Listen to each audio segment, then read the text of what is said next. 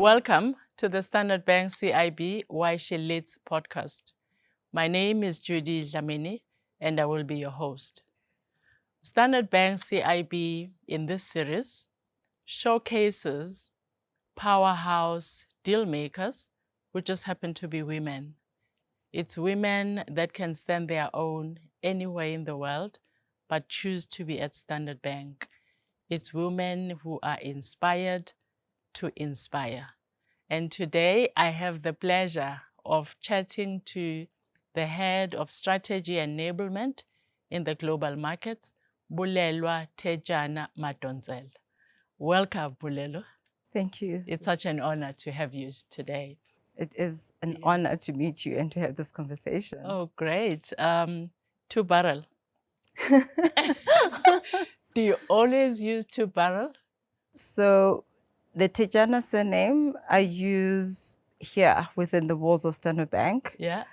And mainly because I've been here for 15 years. Wow. So my career has really grown within this organization as a Tetyana. And I got married to Madonsela while I was here at the bank. Yeah. And so I just really wanted to still maintain that identity within Standard Bank. But outside of Standard Bank, I'm actually just Madonsela. Oh, okay, that's interesting. It's quite interesting because I have that option of double barrel, and I use my dad's surname. And when they say I'm a feminist, I'm like, no, I'm just choosing one man's surname over another man's surname. There's no woman there. So Exactly. yeah, Absolutely yeah, agree. yeah.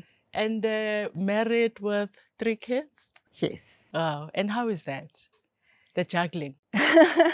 It's actually been a lot of effort.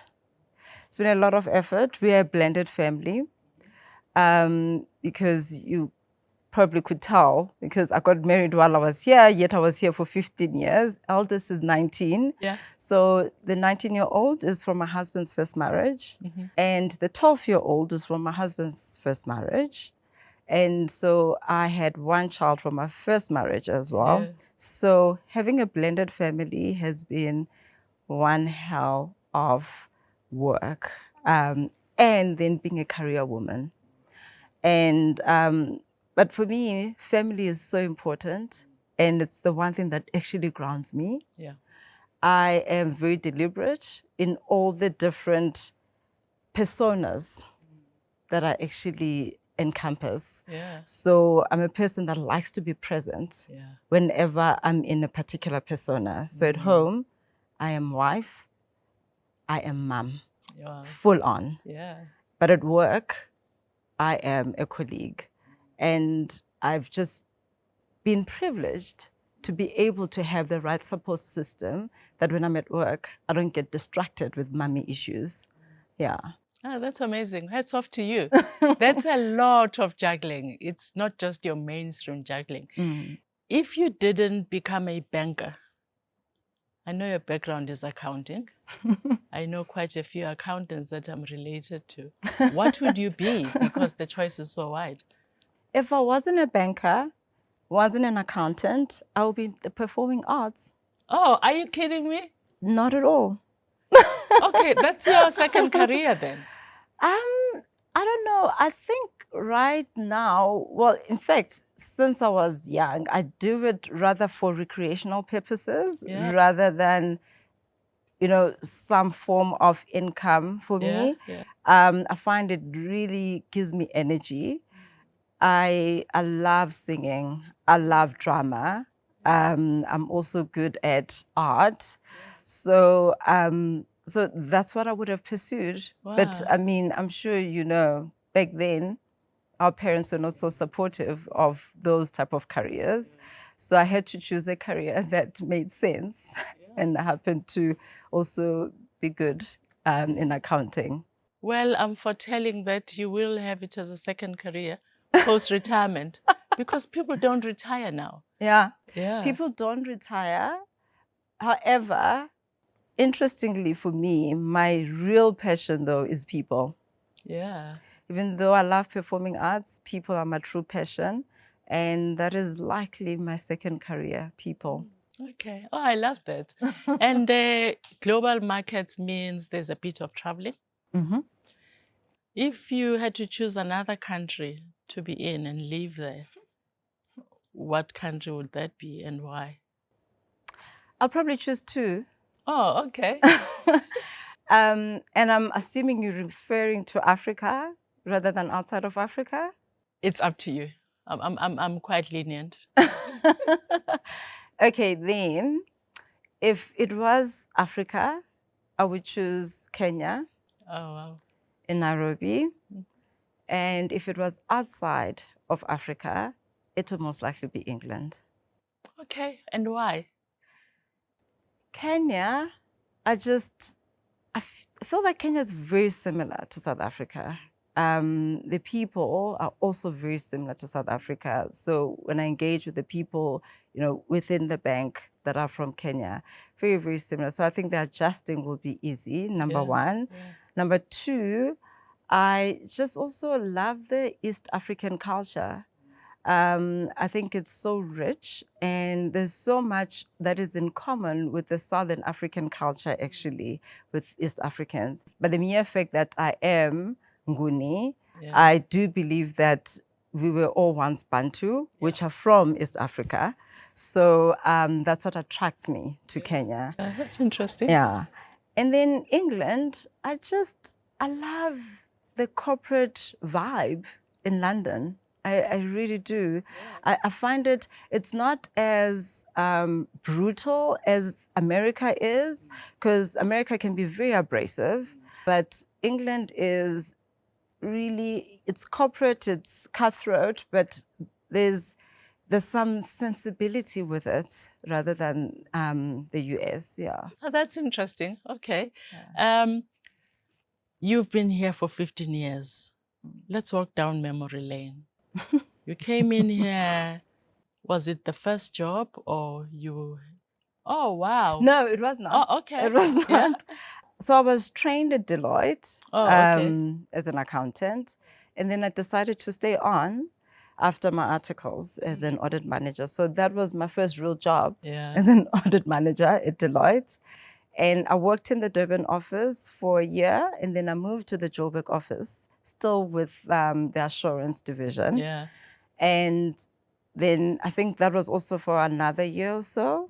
And then I moved to Standard Bank. Yeah, and you never left? I did. Oh. That's the interesting part. Yeah. I actually left in 2014, beginning of 2014, for about 10 months. Oh, okay. And yeah, I went to MMI Holdings, and then I came back. What pulled you back? Was it a push or a pull? It was a pull. Oh, wow. It was a pull, luckily for me. The culture. I think with Standard Bank, we can complain every day around so many things that don't work.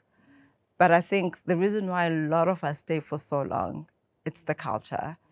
The culture it's one where if you allow it, you can grow. Yeah. You can grow a great deal. I made reference to America earlier. Yeah. And when I think about American banks as an example, I actually glad that I never worked for one. Yeah. And not really because of the culture being abrasive, but because the American bank culture actually matches my real personality a lot. And I don't think I would have been given the opportunity to grow as a person, therefore. Yeah. So in a culture like Standard Bank, I've managed to grow as a person and not be in my comfort zone. Sometimes, people do perceive me to be aggressive for a female, and that's my natural zone. But in this bank, I've managed to learn to appreciate other people that are not like me. And I've stretched myself to do work and to grow with those people and to deliver with people that are not similar to me. So that's what I appreciate with this culture. Wow, that's amazing. The culture has nurtured you outside your comfort zone and made you a better person. Yeah. How amazing is that? Absolutely. Yeah.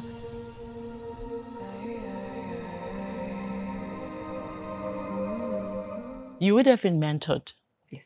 by different people. What one lesson sustains you from any of the mentors that have mentored you? Number one, always try to be true to you and yourself as a person and your values. That's the one true lesson, I would say, that I got. The very first coach I had when I started articles, and I trace my career, along the years. And that's actually been the common thread with the mentors or coaches that I've had along the years, where, I've been made to feel comfortable to be myself, but with responsibility. Yeah. So, because like I said, if you're gonna choose to be the aggressive one, there's also consequences. Of course. Right? Because some other people won't receive you so positively. So it's been a beautiful lesson, therefore, for me to know when it's required and when it's not. Yeah. I love that. Stay true to your values. Yeah. Well, I have a message from one of your mentors. Craig Sager. What I remember about Bully was her willingness to engage really gave her what I call a competitive advantage over the rest. She really managed to get both the teams, her peers, her juniors, and her leadership to engage with her and to take the time to ensure that she developed the skills that she required and accepted the challenges that were thrown her way. And this willingness to engage really helped her with her client relations, and she could form collaborative relationships with clients rather than the sometimes antagonistic relationship that audit members of teams have with clients. She was always willing to accept challenges, and her ability and willingness to pass on what she had learned to her colleagues also really helped her, because you learn while you teach, and she enjoyed that. And I found that she was also one of those who lived by one of my mantras, which I insisted in all our teams, is that every day you must have some fun, at least one good laugh, and learn something new. And that seemed to sum Bully up, and her attitude to life in general. And that ready smile really made her a pleasure to work with. And well done, Bully, on your career. I'm looking forward to engaging in the future. How amazing is that? Oh. Yeah, sorry we made you cry. Yeah, that was my first coach. Wow. Very first coach in my career. So obviously he's retired now. Because he was quite senior in years. Even at the time, he was probably my dad's age when I started my career. But I really appreciated with Craig was just that he was different. He was different to an audit partner, and I love that. One could call him a maverick. He just did things differently. And like, I remember, when you worked with him, on a client assignment, he would walk in a room and just want you to sit next to him. And we're like, tell me about this job. How's it going? Before he reviews any audit files. And that for me was just an exceptional skill, because from the conversation, he would pick up so many things about that assignment. And he's right. That's one of the things I learned from him, to learn while you're leading others. And that is something that I hold very dear.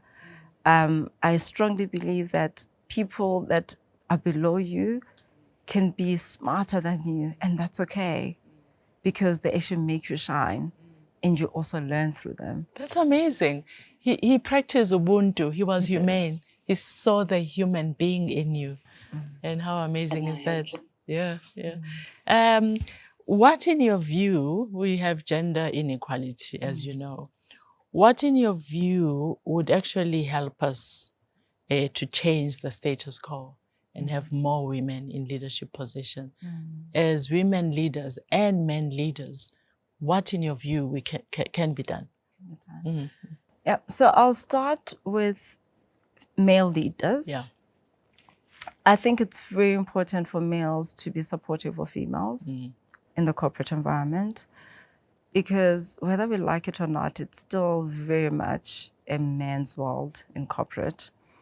And so to have a male that supports a female and is willing to actually invest time in helping her grow, for me, I believe that is actually invaluable. Because as you start your career as a female, there's certain boardrooms that you don't sit in as well. And so to have a male figure who is senior in the organization that is able to speak about you in those boardrooms that you don't sit in, it's actually very credible to his colleagues. And people now start to suddenly want to work with you because they're hearing about this Bulelwa, you know, and you get more exposure that way. So for me, that's very important, that men do need to be supportive of females. They need to be part of the female agenda in corporate. And then for us females, it's important not to be too comfortable being the first and the only. Oh, yeah. We can't be too comfortable with that. We need to be able to bring others up with us. One of the things I said earlier is that my passion is people. And so when I engage with females, junior females more especially, I really make a point to make sure that they feel good about themselves when I engage with them. Identify things about them that are their strengths. Because I believe that there can never be another Bulelwa. However, you can be the best Jessica. So if I identify the great things about Jessica that make her a great person, and I talk about those things, I harness those skills when I engage with her, then she's always, energized to do better and to harness that skill about her. So that's what I believe I do best, and that other female leaders should learn to do more of. And in that way, you actually have other females that support you every day. You know you can actually call on Jessica anytime when you need support with whatever skill that she has.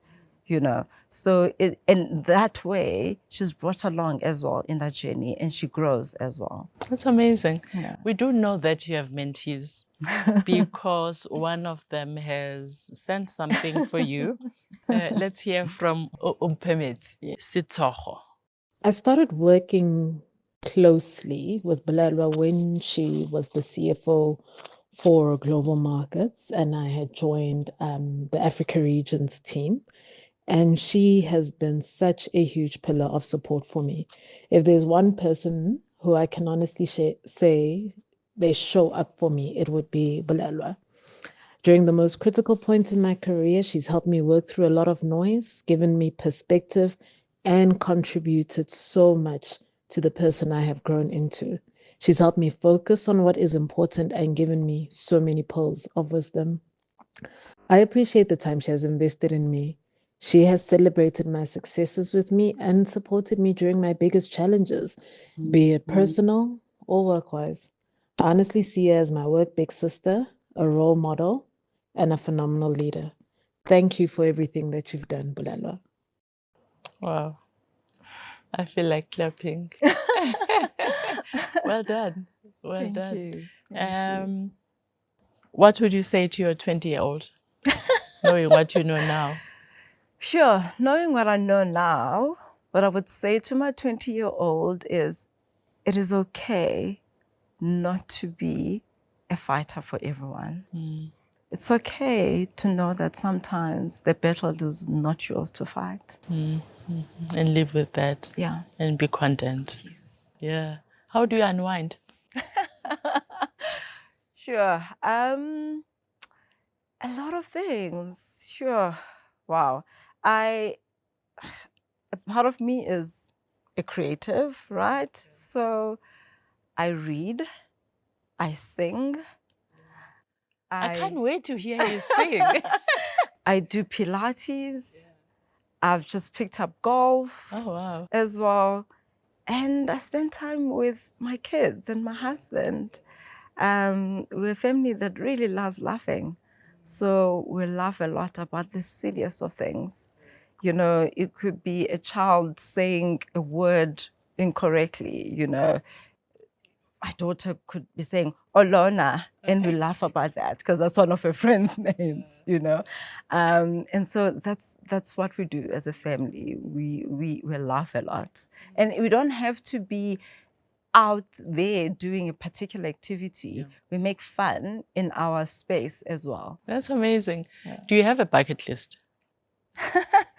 Not really, not really. I haven't constructed one, but yes, there's things that I do have in mind that I'd like to do. Yeah. Are you happy to share one? I'll share one. I am very, very much looking forward to one day traveling to Turkey and Israel. Oh, wow. I believe those two countries are spiritual birthplaces.